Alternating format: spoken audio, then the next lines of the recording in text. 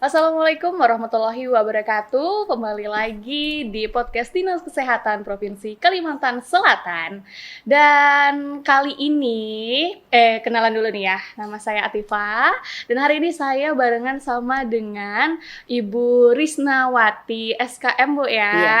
Oke, kali ini bersama dengan Ibu Risna ya panggilannya, Bu ya.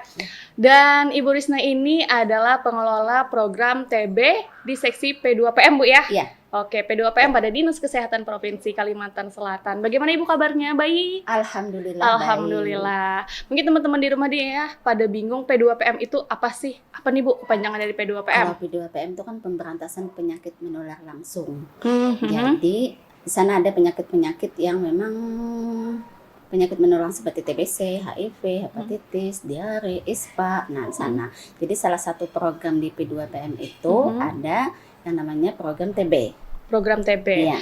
Oke, ngomong-ngomong TB nih guys ya. Guys, biar gaul guys. Santai Bu lah. Iya. Oke, santai biar saja berteman dengan kaula-kaula muda di rumah. Cilek kaula muda. Oke, jadi salah satu programnya adalah TB Bu ya. Iya. Nah, ini kan tanggal 24 Maret diperingati sebagai Hari Tuberkulosis Sedunia. Benar Bu ya? Benar. Oke, jadi hari ini kita bakalan ngebahas tentang tuberkulosis Bu ya. Dengan pertanyaan pertama mungkin ya kita contek dulu guys. Oke deh, jadi temanya pada Hari Tuberkulosis Sedunia tahun ini adalah Ayo Bersama Akhiri TBC, Indonesia Bisa. Benar nggak, Bu? Benar sekali. Oke, dengan penuh harapan pastinya angka-angka penyakit TBC bisa menurun, Bu ya.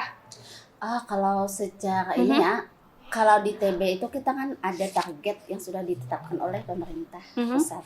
Jadi bukan menurun, tapi harus penemuan harus secara intensif supaya penemuan kitanya sesuai dengan target. Jadi kalau menurun itu artinya tidak baik bagi program.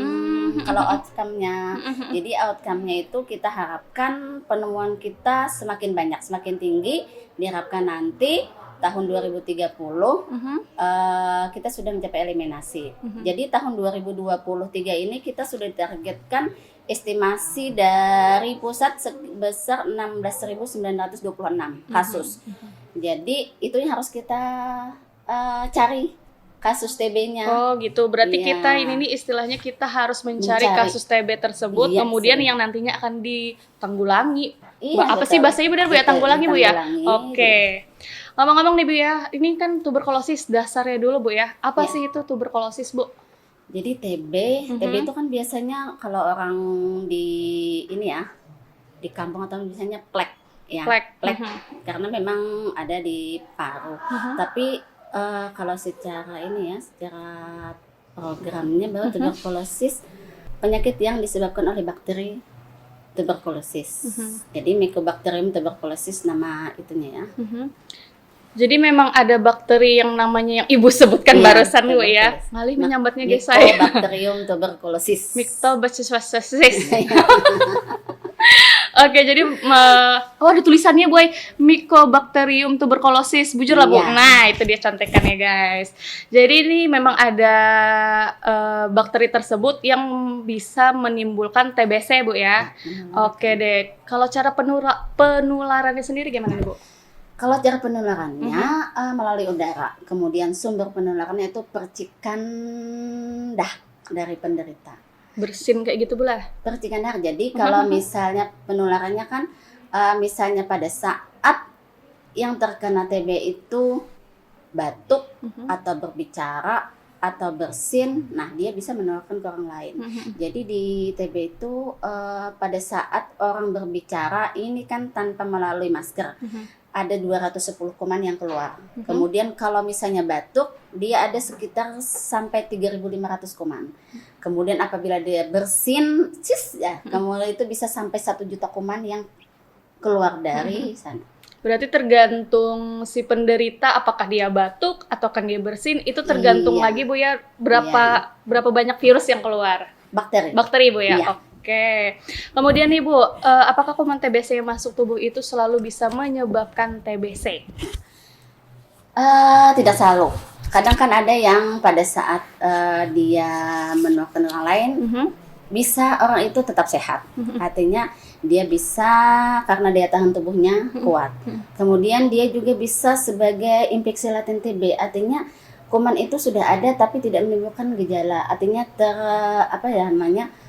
terbarrier dengan daya tahan tubuh kita. Artinya kuman itu sudah ada tapi tidak menimbulkan gejala. Nah, ini yang perlu kita perhatikan juga. Artinya pada saat dia nanti daya tahan tubuhnya drop atau turun, nah suatu saat dia bisa ada kemungkinan jadi aktif Bu ya. Itunya bakterinya. Kemudian bisa juga jadi sakit. Nah, sakit itu karena memang daya tahan tubuhnya pada Menurun saat atau itu lemah, Bu, menurun ya? atau lemah. Jadi dia bisa Tertular. Ya. Oke, berarti teman-teman di rumah harus banget yang namanya jaga daya tahan tubuh Bu ya, Iya. agar badan kita itu terbentengi dari segala macam virus sih Bu ya, kalau bisa Bu ya. Iya. Oke, next nih teman-teman ya. Ini nih apakah bisa nih ya TBC mengenai organ tubuh selain paru nih Bu? Bisa sekali. Karena di TB itu kan ada TB paru, ada ekstra paru. Nah, TB paru ada, berarti TB paru Di paru di gitu Bu ya. paru. Kemudian kalau TB ekstra paru biasanya di luar paru ya, seperti TB tulang, kemudian TB kelenjar. Di mana saja bakteri itu berada, di sana dinamakan namanya. Seperti misalnya bakteri menyerang tulang, artinya TB tulang. Kemudian menyerang kelenjar getah bening, dia termasuk TB kelenjar. Kemudian ada yang sampai TB ovarium, artinya pada kuman TB ada di ovarium, maka dia Di disebut ovarium dengan ya, TB ovarium. ovarium. Berarti TB ini nggak mesti mau ulu-ulu atau di paru Bu ya? Iya. Bisa di kulit, Iya. bisa di ovarium tadi Bu ya? Iya, di mana dia berada itu dinamakan. Ngeri-ngeri sedap, Masya Makanya Allah. TB ini memang kalau secara ini ya lebih mengerikan lagi daripada COVID. Nah, karena memang akut ya, bukan akut sih, kalau COVID kan sesaat, bukan saat sih, akut. Kemudian kalau TB ini kayak bukan tiba-tiba, tapi karena dia ada Jakanu bahasa jangka Banjar itu waktunya. telawas kalau bulah Iya, pada iya. COVID kalau lebih Iya, TBC itu di iya, awak bulah iya. kan. Kayak itu bahasa Banjar aja guys saya. Oke, next nih. Faktor apa aja nih sih Bu yang meningkatkan resiko sakit TBC? Nah, faktor-faktornya kan ada, misalnya dia penderita HIV, bisa dia meningkatkan menular ya, yang menularkan TBC. Kemudian diabetes meletus juga bisa. Kemudian pada usia lanjut bisa juga. Kemudian pada Anak juga bisa Bu ya?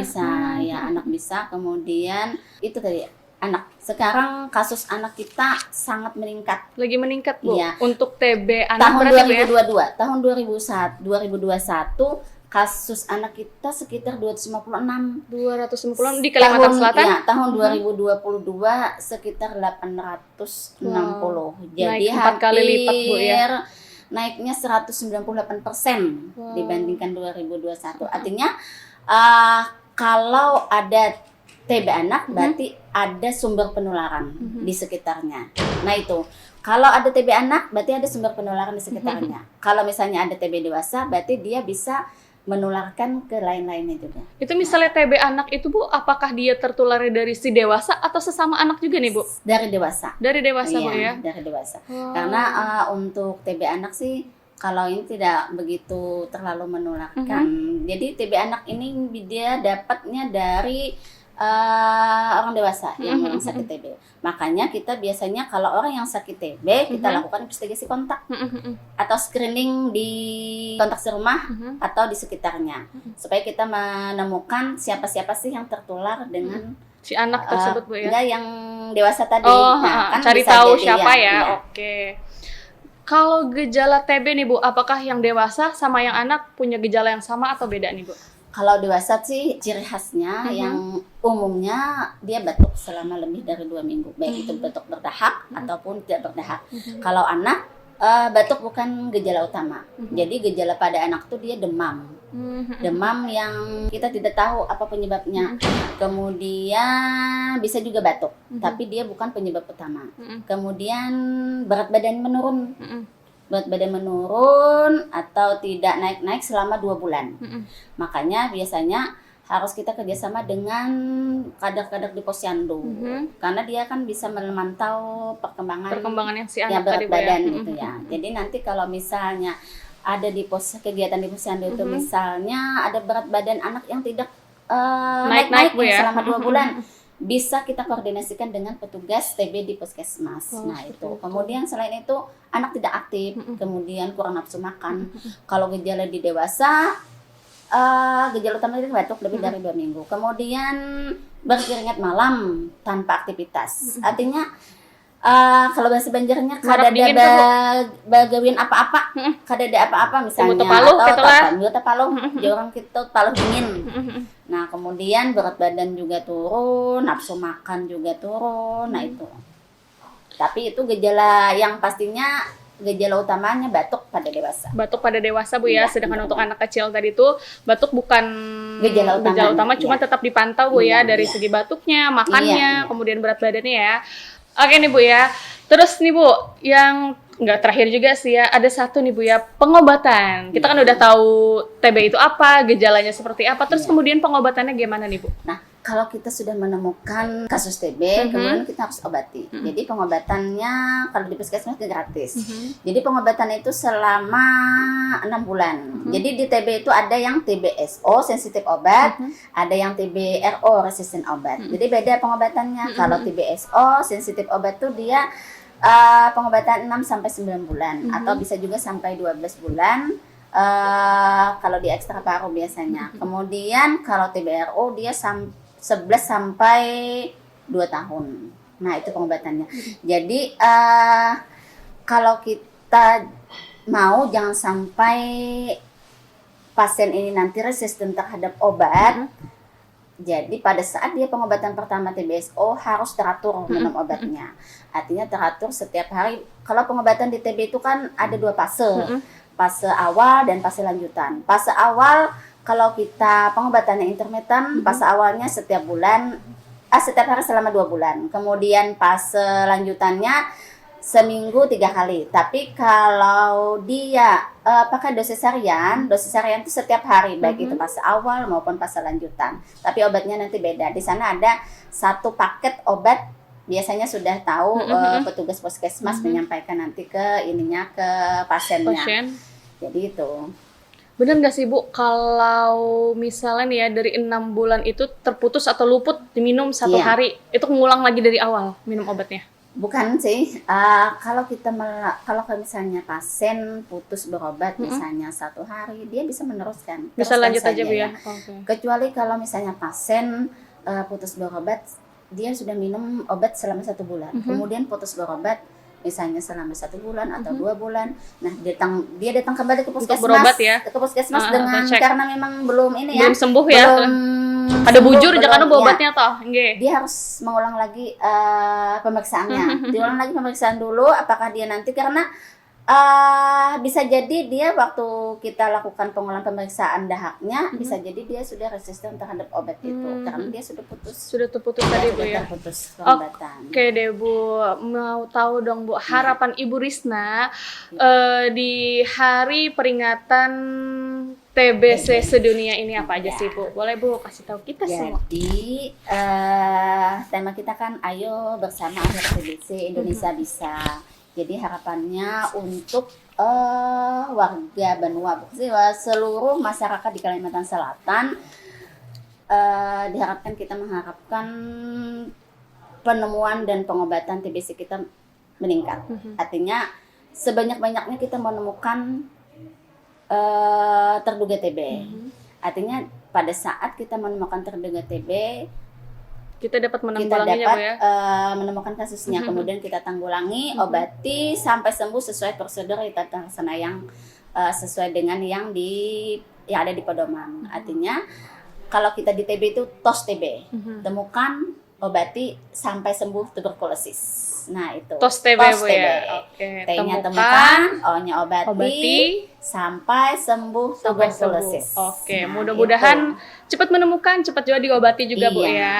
Oke deh teman-teman semua, ini dia podcast Hari Peringatan Tuberkulosis Sedunia. Kira-kira next episode apa lagi ya? Tunggu aja ya episode selanjutnya. Terima kasih banyak Ibu Risna. Sama-sama, Mbak. Mudah-mudahan info kita kali ini bermanfaat buat teman-teman semua. Wassalamualaikum warahmatullahi wabarakatuh.